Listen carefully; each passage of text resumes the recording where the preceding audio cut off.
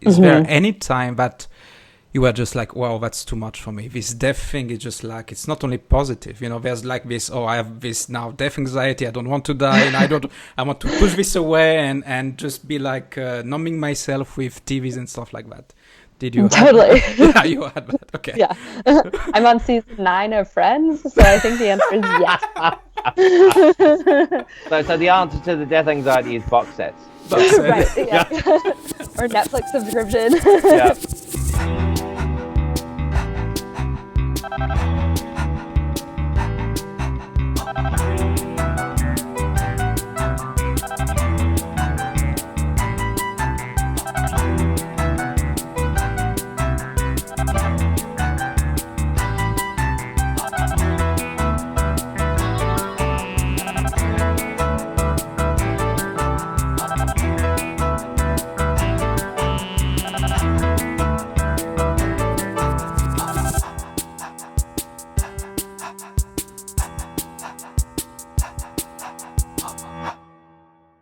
In this episode, we talk with Suzanna. Hannah is the founder of the website The Benefits of Contemplating Death, or the BCD. Hannah believes that if we embrace death, we can all lead more fulfilling lives, and she looks to help people do this through her art, her writing, and her photography. If you'd like to know more about the show or know more about us, sign up for our newsletter at deathhangout.com or click on the button on screen. Now get ready for this episode, The Benefits of Contemplating Death. I was in my undergrad degree studying graphic design, and I was feeling really disconnected from the subject, more and more so. And I had such a preconceived notion going into college that that's what I was going to do with my life. I didn't really know how to handle it. So I left. I traveled for 3 months. I didn't completely leave. I just took a quarter off. That was my first experience with the idea that leaving doesn't change all of your issues. So first learning, you need to stay, where you are. You don't need to travel. Forget that. Or just like travel for the sake of traveling. Don't travel like expecting it to fix all of your problems. Like, I'm so happy I went. It just didn't do what I wanted it to do. Travel is pleasure, not avoidance. Right, exactly. Yep. So I came back and I just like everything hit me, I was still dissatisfied, and it was even like more of a shock just because I thought that I was going to like find inspiration or rejuvenation or something. And so I just, I stopped feeling creative. I stopped feeling motivated. I basically got really depressed and felt like there were some core bits of my identity that had left me. Mm-hmm. And so I just started reading everything I could get my hands on that I thought might help. Mm-hmm. And one book was a human development book that talked about this stage in life when you're figuring out sort of, a direction that you want to take or what you want to focus on or what's important to you.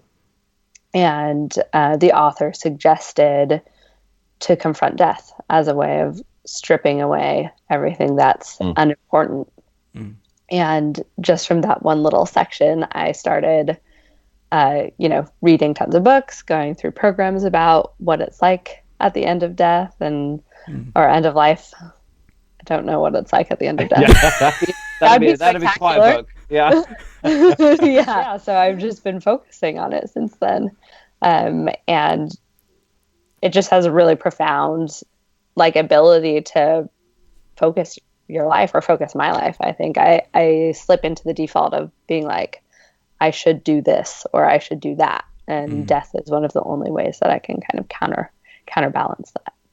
So can you tell us a little bit more about, you said it's had a profound sort of impact on you. Just tell us a bit more about that and in what ways it's had that such a powerful effect. One way I think is, I think of all of these people, and I'm sure their lives are much more varied than I'm about to generalize, like push them into a little box, but all these people who are sort of doing jobs that they're like dissatisfied and not doing anything on the side to change it, or just going home and sort of like, I don't know, just ignoring it and just sort of accepting this sort of dissatisfying life. You just described like 90% of the people right there, but that's okay.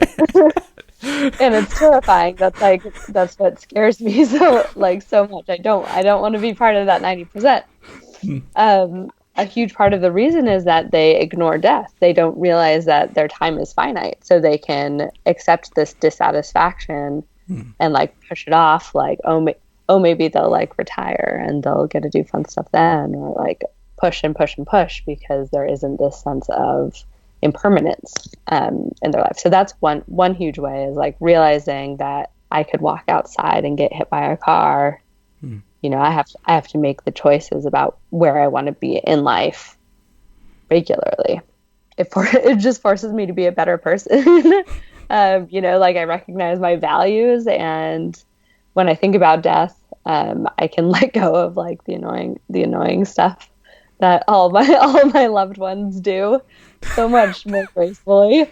It's still hard, but you know, it's just like, you know, if I died tomorrow, would I want to be like fighting about the cat litter today, or you know, would I want to get back to just, you know, loving my boyfriend and not being annoyed at the cats for pooping? So. I mean, it's perspective, isn't it? I mean, but it does take a conscious decision to do that, because it's that, as you said, I think what you described before is it's that sense of people just, they numb themselves to it. It's their way of dealing with it. So they numb, and that shuts off everything. Because you can't selectively numb certain parts. When you numb, the whole thing is numbed.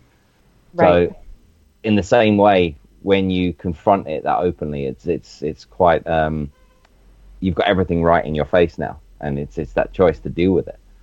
Yeah, it's intense. I mean, like, there's so many different ways. Like, I find it really hard to be around when people are anxious, because like I feel like I can just assimilate that feeling. Okay. And it's sort of similar. It's like you're dealing with all of the intensity of life when you think about it. And do you feel it's opened you up, just even from like an intuition and empathic kind of way? Definitely, empathy is huge, and I think while it doesn't get at the like specific empathies, like, you know, I have my very specific life experience, and plenty of people have drastically different lives from me. Everybody probably, but this idea that we're all human, we're all ultimately going to face death, and we all face sort of the same existential questions about what matters, what do we want to do, how do we handle life, where do we find meaning, what brings us joy. And so I think it makes me look at all humans in a much more connected way. I feel much deeper sense of solidarity with everybody. So. That's cool. There's for me, there's a leap though, you know, you said that you think about death, you know, so from thinking about that and starting an entire project around death, that's kind of a leap, you know. So what pushes you to kind of be a, you know, I would say it, a death advocate, you know, I don't know, thinking about death. I don't know how you're a death advocate. Yeah. That's totally stupid, but that's fine. No, I hope that you understand what I'm saying. No, definitely. I don't know what to call myself either. A lot of the times, death artist, death blogger, something. We are looking for a name ourselves, so if you find a good one, please share with us. I'll let you know. I will definitely share with you guys. Well, best stay away from death activists, probably. I don't think that one will be taken too well. How about death resters? I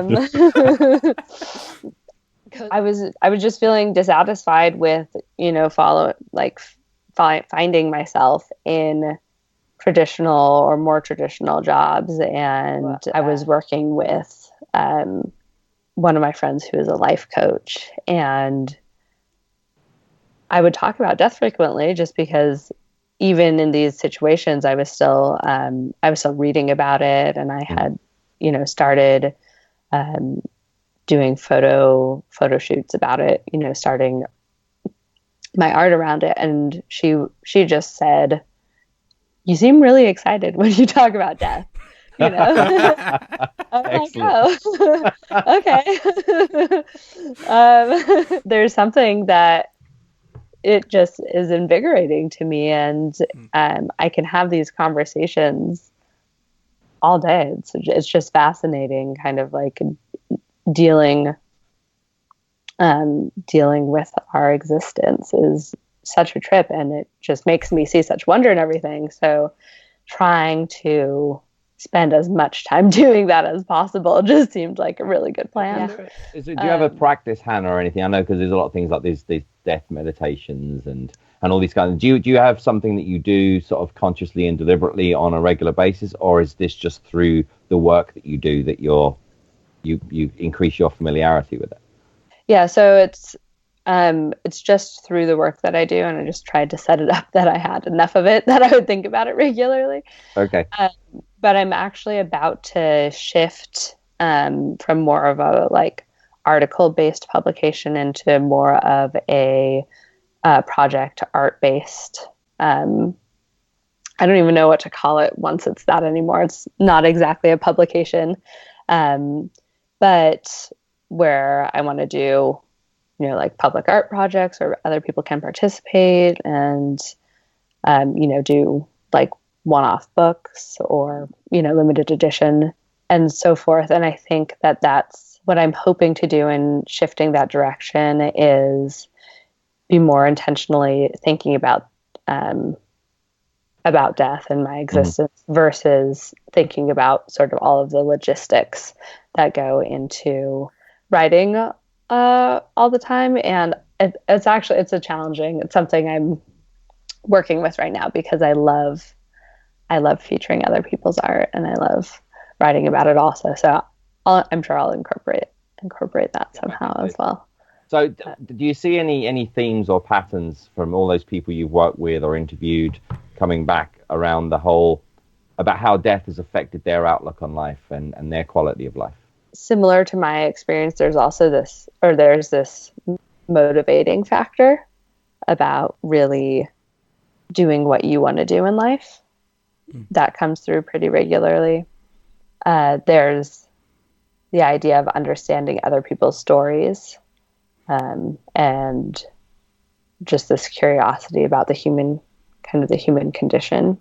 Recently talking to artists, what's been interesting is getting to connect with people who've had sort of a similar journey that I have, where death, or like for me depression, but the darker aspects of life, I guess, can affect your creative inspiration in different ways. So I was just talking with this one artist who is saying at one point the death, and she faced it in a really extreme way, just it took her a while to feel her creativity come back from that. But there was another interaction with death she had that really pushed her forwards and made her finish a series of work she had been doing and get that shown. And so, I mean, personally, that's something that I think is fascinating. I think there's one of kindness and recognizing how you treat other people. I think that's another one that comes through a lot.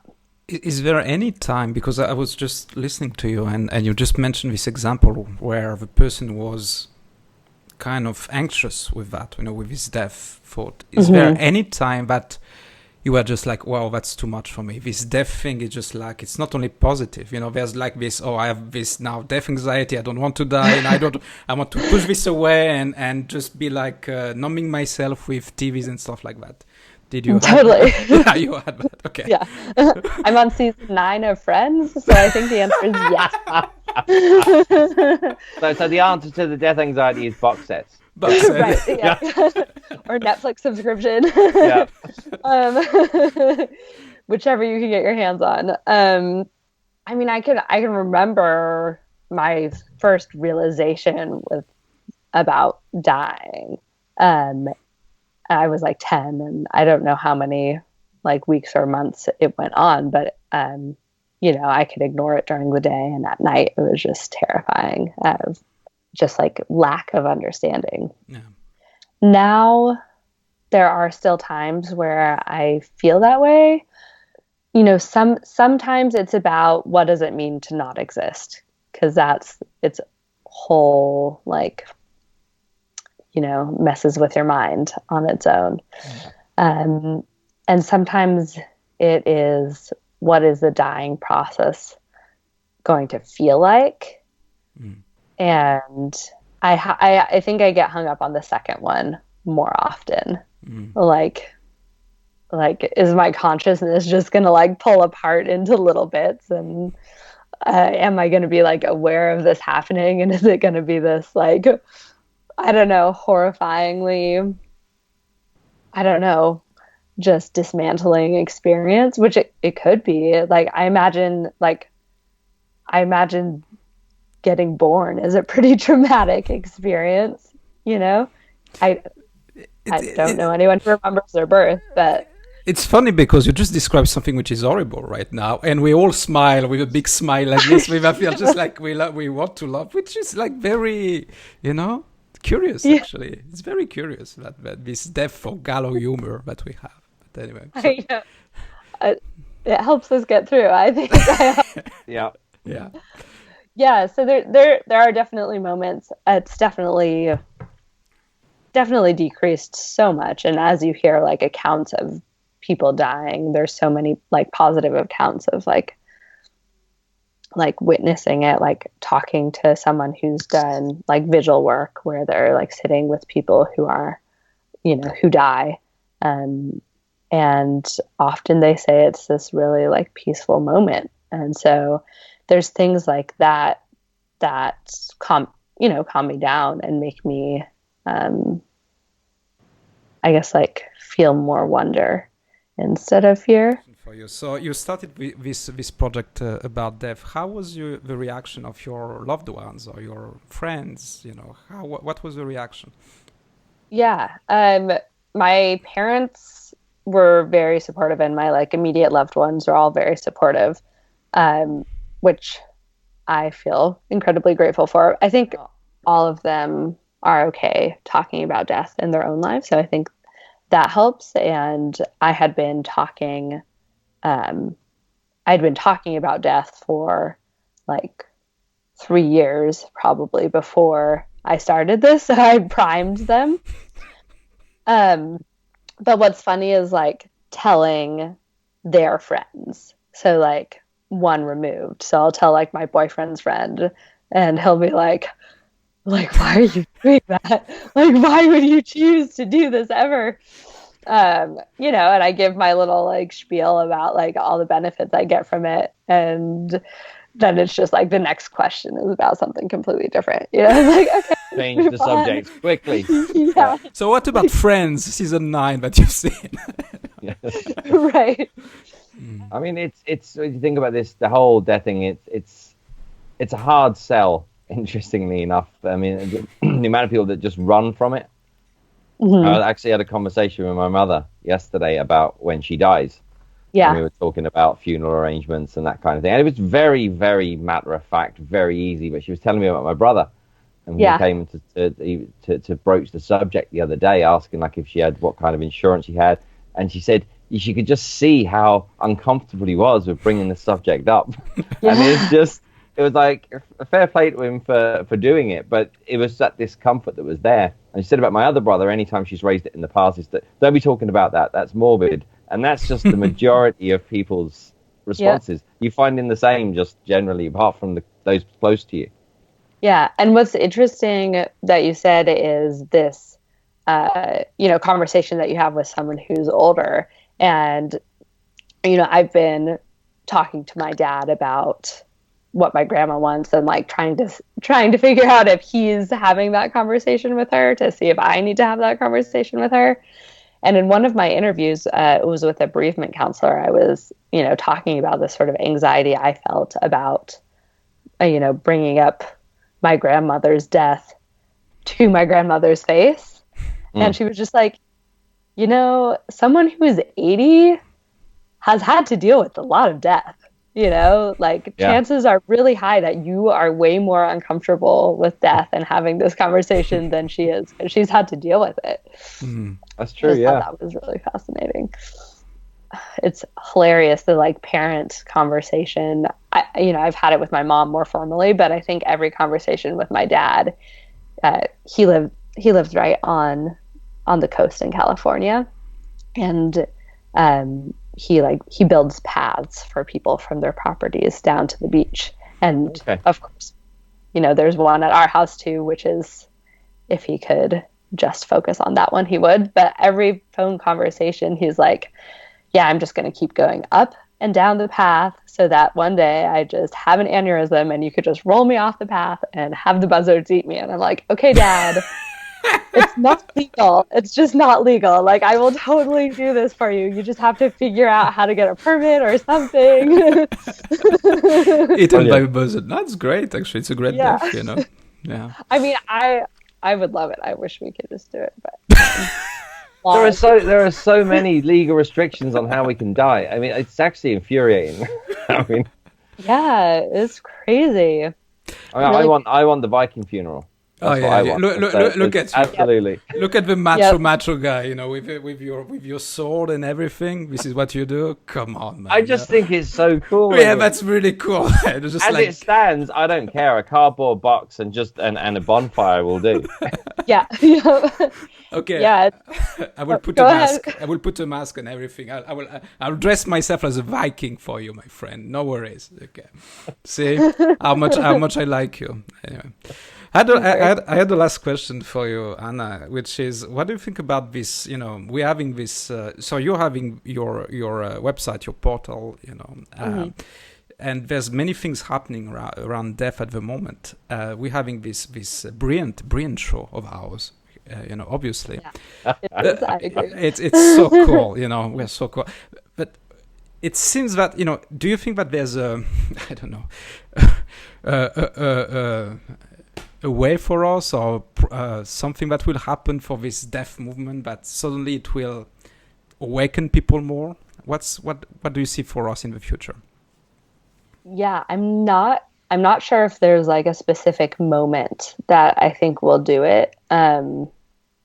But it definitely feels like it's building and building. Like it's so easy for me to find people to have these conversations with. Sometimes I wonder if like the fear will get so great that it will just shake people out of their like normal lives. Like, here in the US, obviously we're having some really fun political things happen. Being very diplomatic there. Yeah, very. Yeah, yes. Yeah. And, there's a bunch of stuff coming out about how fear of death played into it, and how, or so many people have been primed with this fear of other that it's easy to make decisions to sort of war against other humans who are like ultimately the same. But I feel like what's underlying that is just this, really deep-seated fear of death and mortality. And I don't know, for me, it seems like the only way to deal with that is to confront death, And so I wonder if something would happen that's just so acute that it could be like, death is going to come for us. Let's stop making decisions because we're afraid about it. But I'm not optimistic that it will happen quickly. I am optimistic that it is slowly happening. I mean, you're writing one of your posts about, and it sort of just segues in with what you've just said, just about terror management theory, and just how just tell us more about that and how it enhances someone's worldview. There's like the one study that's written about in is it, I think, The Worm in the Core? The Worm in the Core, yeah. Yeah, which I haven't been able to like bring myself to read all of it because it's like so based in terror management theory, which I kind of want to like rebel against a little bit. But they talk about judges prosecuting prostitutes, and how judges who were primed you know, with like questions about their mortality. I think they set bail at like 9 times higher than what's average, like drastically higher.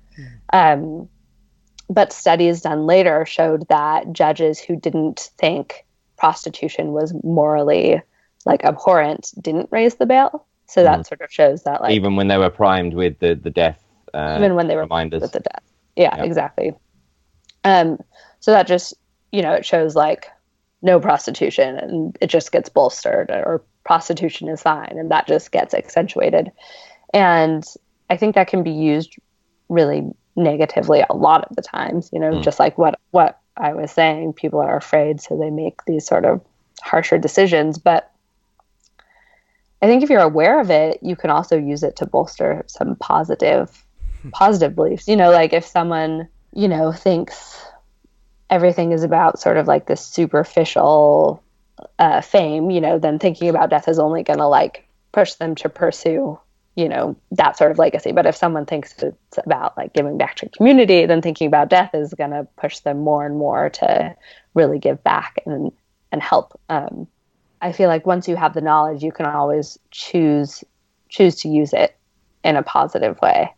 But I think I make an example that it's sort of like, you know, it's like accepting fear. It's like, okay, you can get benefits from like fear. Like, okay, I'm afraid of death, so I'm going to go like work out a bunch so that hopefully I'll like live longer. But like, I don't want to be living in fear. So an example I make is this like zombie apocalypse. It's like, you want to get in really good shape. We're going to launch the zombie apocalypse. You're going to have to start learning martial arts and running all the time, and you're going to be so fit. And I'm just like, like, you know, it's okay. I don't have to be so fit. I don't mind. Life is pretty good, you know? So it's like this fear to zombie apocalypse comparison. And it's just like, I'd rather not constantly be afraid. Constantly be running from zombies. Neither of those sound good.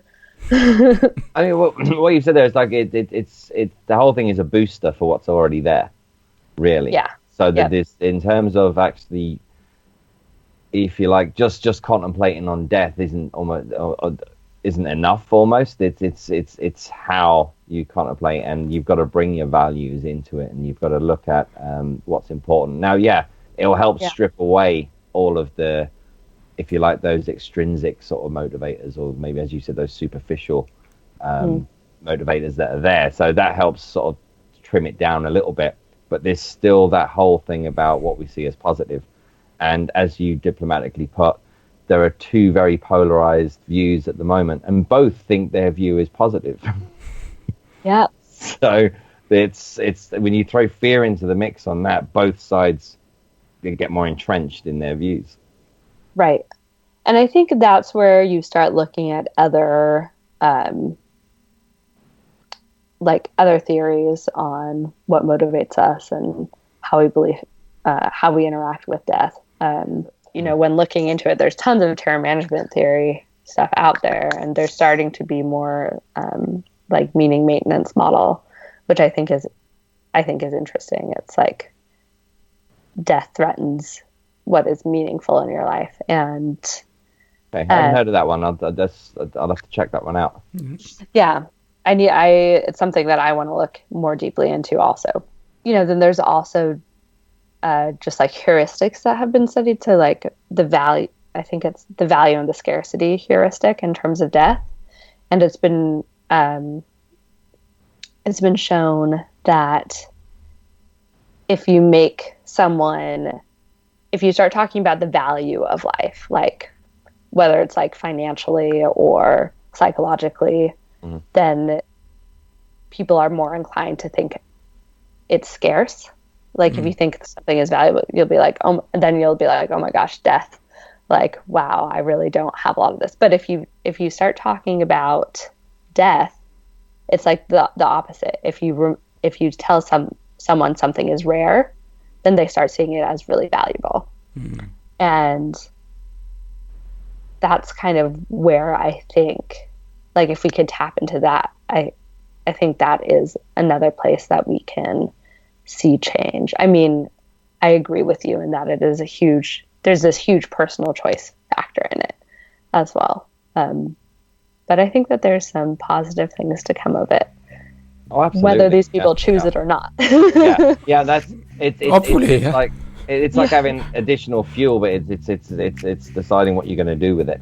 The choice still is there, but it's being aware of that unconscious, if you like, boost that it already does to where we're at. So if we're not in a good place, it's not necessarily going to. When it's unconscious, we've got less control over it. So talking about it, bringing it out to the open, becoming more aware of it, all of that it can then become more beneficial. Definitely, that's a great way of looking at it. We hope you enjoyed this week's episode. Again, please support the show by signing up at depthhangout.com or clicking on the subscribe button on your screen.